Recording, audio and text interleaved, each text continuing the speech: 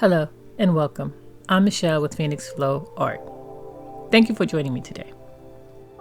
So in a previous video, I painted on a heart-shaped canvas.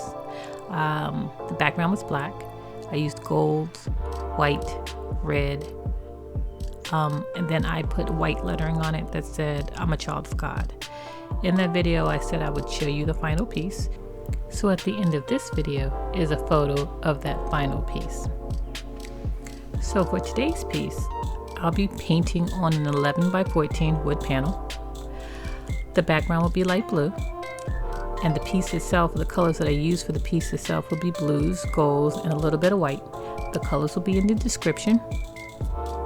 So again, I really want to thank you for your viewership, for subscribing, for all your comments.